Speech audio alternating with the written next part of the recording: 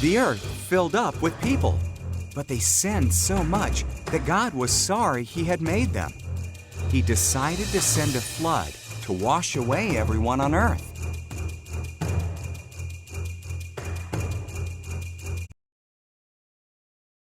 There was a man named Noah who wasn't like the others. Noah loved God and obeyed Him. God decided to spare Noah and his family from the flood.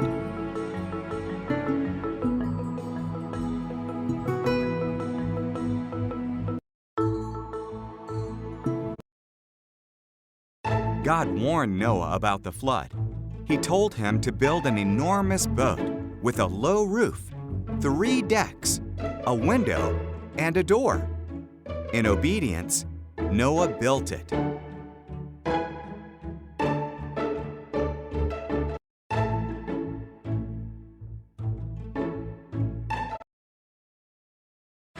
God told Noah to collect 2 of every kind of animal, 1 male, 1 female. Then Noah, his family, and the animals went into the boat. God shut the door.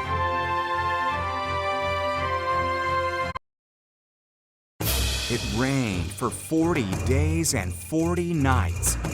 Water fell from the sky and rose from the oceans and lakes. Even the tallest mountains disappeared beneath the flood.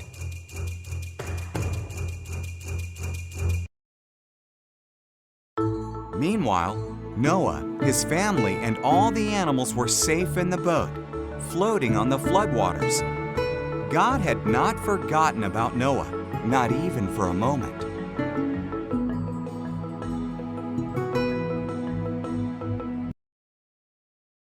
God sent a wind to blow. The waters went down. The boat rested on Mount Ararat. Noah sent out a dove. When it didn't return, he knew it was safe.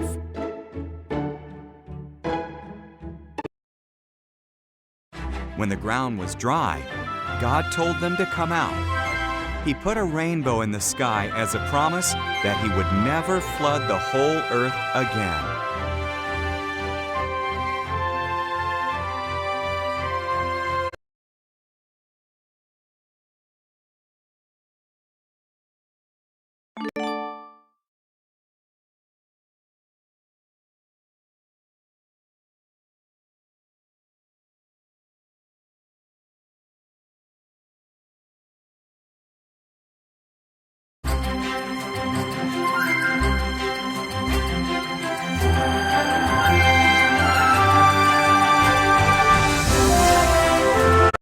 A baby and a bush.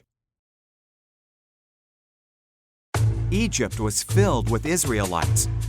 The new Pharaoh was afraid that the Israelites would become too powerful, so he made them slaves and treated them very badly. Pharaoh ordered that all baby Israelite boys had to be killed. One woman put her baby in a basket and hid him by the river's edge. His sister watched him.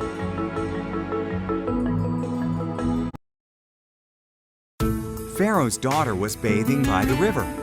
She found the baby and decided to keep him. His sister offered their mother's help to care for him. Pharaoh's daughter named him Moses. Moses grew up. One day, he saw an Egyptian beating an Israelite. Moses killed the Egyptian. Then he fled to Midian and was a shepherd for 40 years.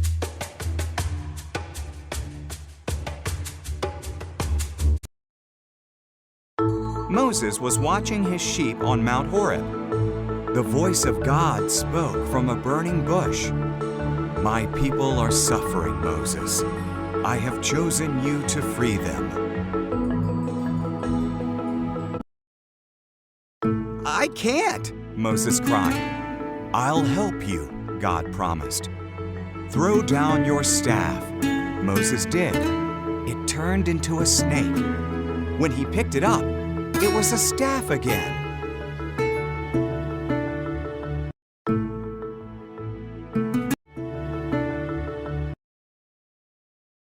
"Put your hand in your cloak," God said.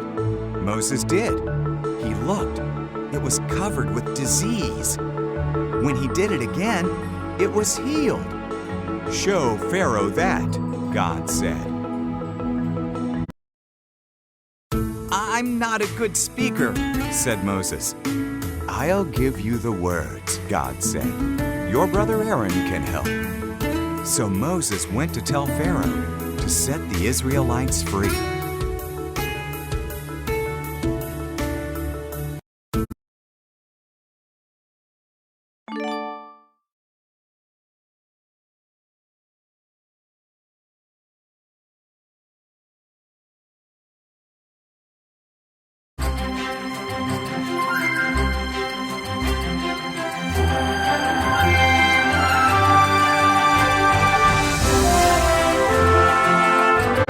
Dreams come true. Joseph served Potiphar well. Potiphar's wife wanted Joseph to sin against God. Joseph refused, so she lied about him. Potiphar believed her, and Joseph was thrown into prison. In prison, Joseph met two of Pharaoh's servants. They each had dreams, and God showed Joseph their meaning. Joseph's explanations came true. The cupbearer was released, and the baker was hanged.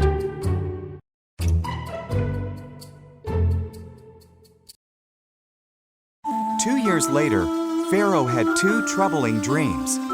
The cupbearer remembered what Joseph had done for him and told Pharaoh. So Pharaoh sent for Joseph and told him his dreams.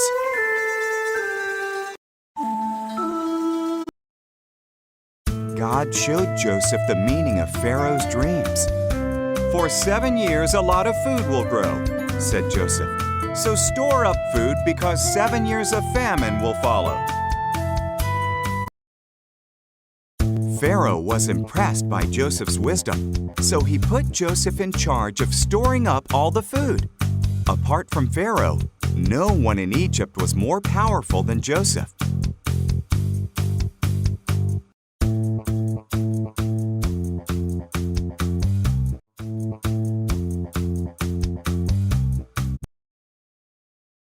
Joseph's brothers went to Egypt to buy food. They bowed before Joseph, but did not recognize him. When he saw that they had changed, he told them who he was.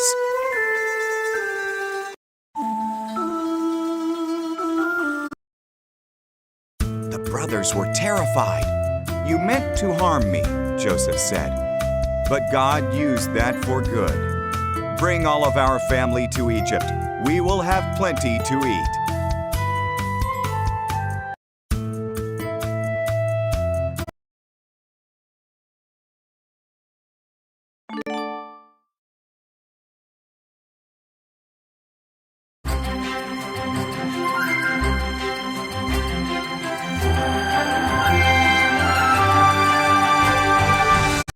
The Dreamer.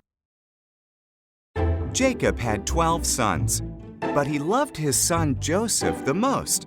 He gave Joseph a special brightly colored coat. Joseph's brothers were jealous of him. They hated him.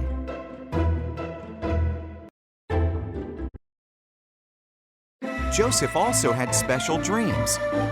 "In my dream, we were tying up bundles of wheat," he said, "and your bundles bowed down to mine." Joseph's brothers hated him even more.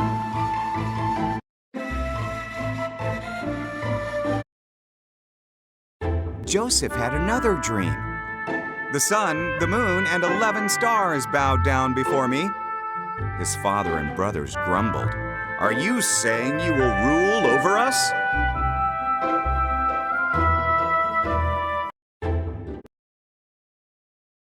One day, Joseph's brothers were in the fields watching their sheep. They saw him coming to see them. They planned to kill him and put an end to all his dreams.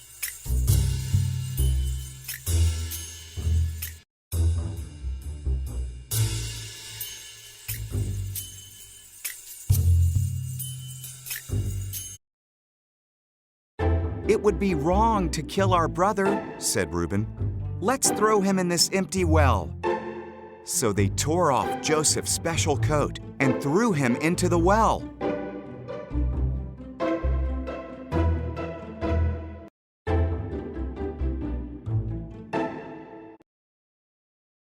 Ishmaelite traders came by on their way to Egypt. "Let's sell Joseph as a slave to the Ishmaelites," suggested Judah. So the brothers sold Joseph for 20 pieces of silver.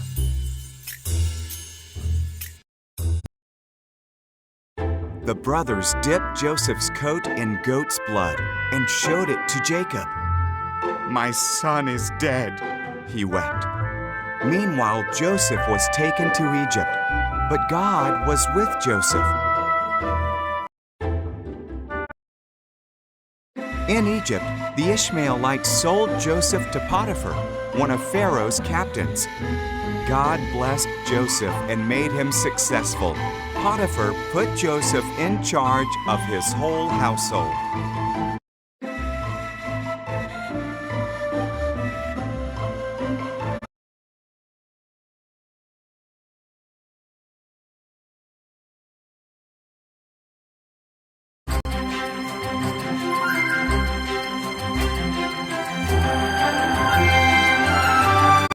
Abraham's big test.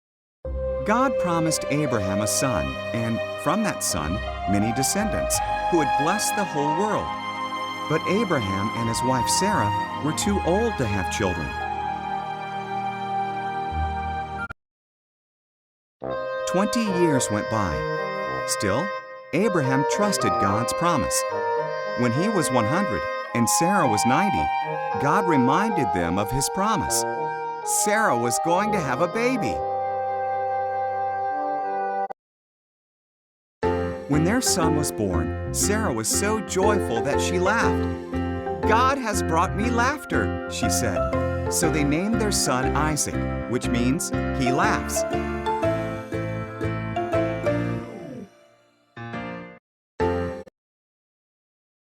When Isaac was a boy, God tested Abraham by telling him to take Isaac to Mount Moriah and kill him as a sacrifice to God. Abraham was confused, but still he trusted God. Isaac carried the wood, and Abraham held the knife and torch. Together they climbed the mountain.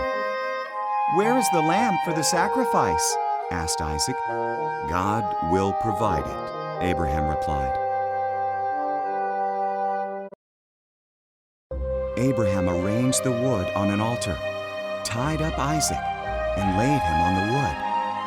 As he raised the knife to kill Isaac, an angel called his name, "Abraham!"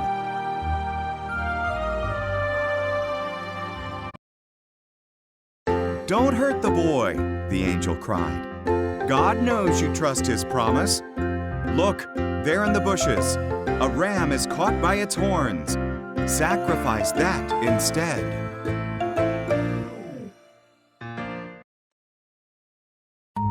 So Abraham sacrificed the ram instead of his son. He called the place "God Will Provide," because God provided the sacrifice. Just as God had said, his promise came true.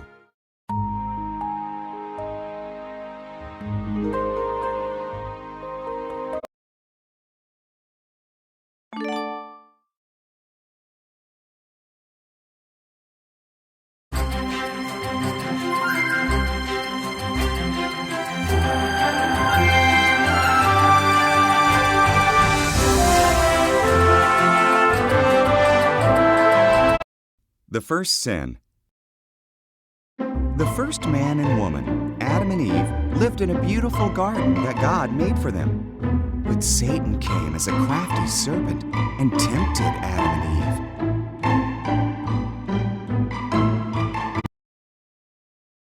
"Did God say you must not eat the fruit from these trees?"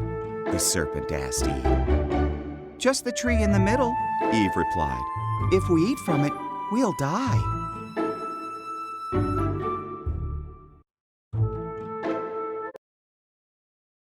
"You won't die," said the serpent. There's a reason why God doesn't want you to eat from that tree. If you do, you'll be like him. You'll know what he knows.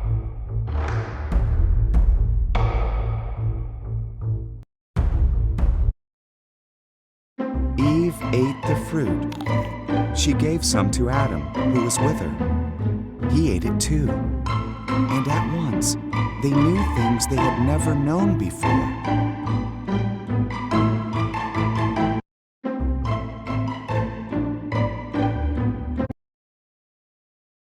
One thing they knew was that they were naked.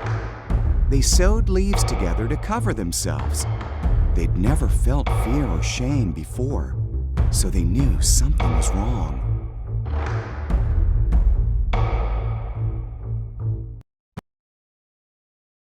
Adam, God called. Eve! We're hiding, said Adam. We're naked. You know that because you ate from the tree, God sighed. Then Adam blamed Eve, and Eve blamed the serpent.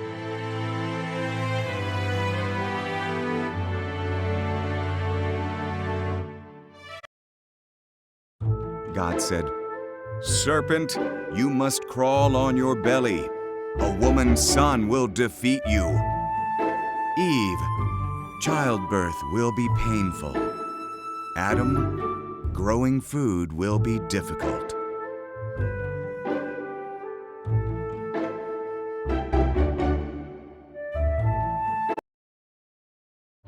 Then God made clothes for Adam and Eve and sent them out of the garden.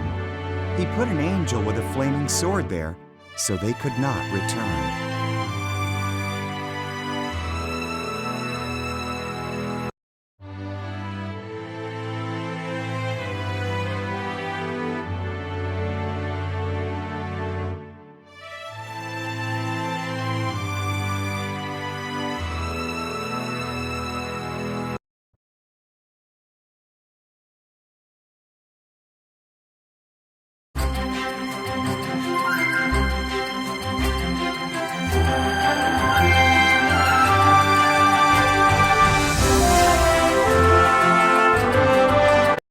In the beginning. We live in a beautiful world. Just look at the amazing things around you. Let's go back to the beginning and see what the Bible tells us about how it all began.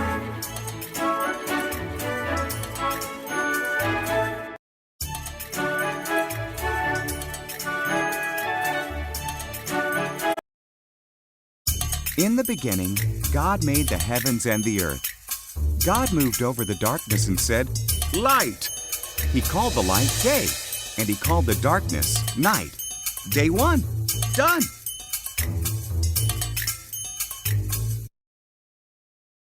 Then God made a space to separate the waters above from the waters below. He called the space sky. Day two, done.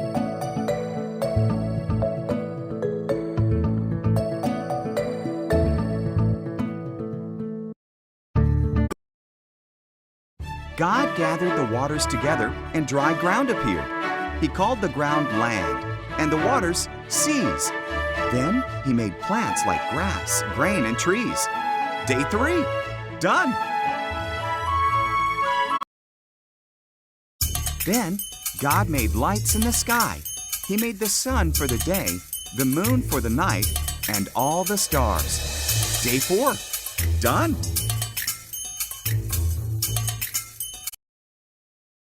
God made fish to swim in the waters and birds to fly in the sky. Have babies, he told them. Fill the world with splashing and singing. Day five, done.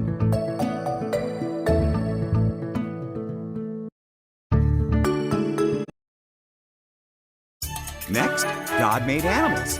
He made farm animals, wild animals, and animals that crawl on the ground. Just one more thing to make, God said. The most special thing of all.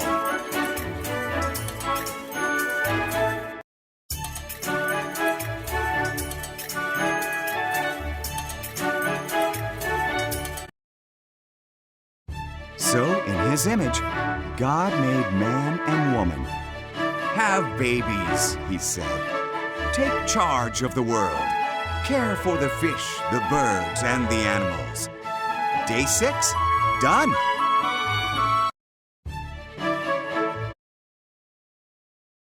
Then God looked at everything he had made. It's very good, he said. So, on the 7th day, he rested and made that day special. Day 7, done.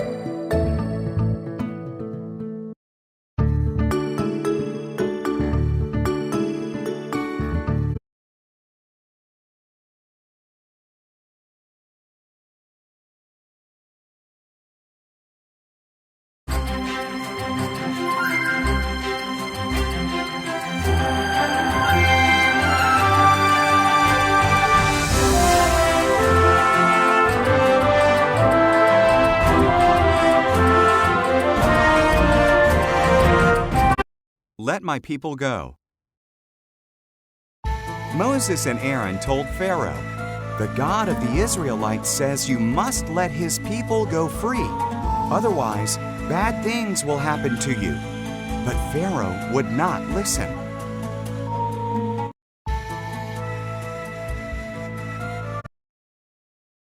So God turned the water in Egypt into blood. No one could drink it. Then he filled the Egyptian houses with frogs. Frogs were everywhere. Still, Pharaoh would not listen.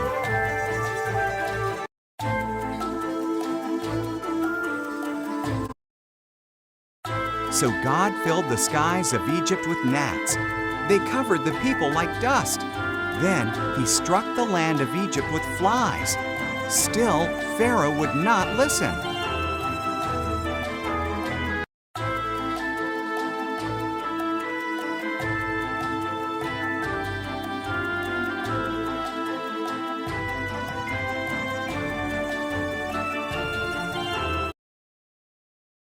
So God killed the animals of Egypt: horses, donkeys, camels, sheep, cows, and goats all died. Then he covered the Egyptian people with sores. Still, Pharaoh would not listen.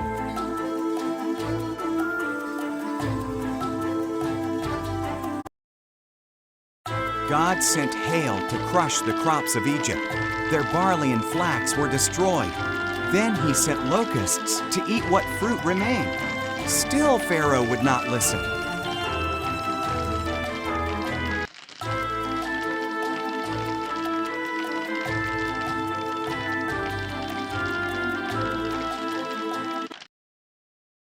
So God sent darkness over the land. But again, Pharaoh would not listen. God said, "I will kill every firstborn son in Egypt, and all the firstborn of the animals."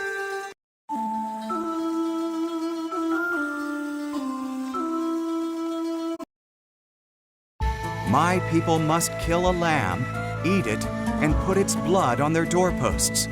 I will see the blood and pass over their houses. Those children will not die.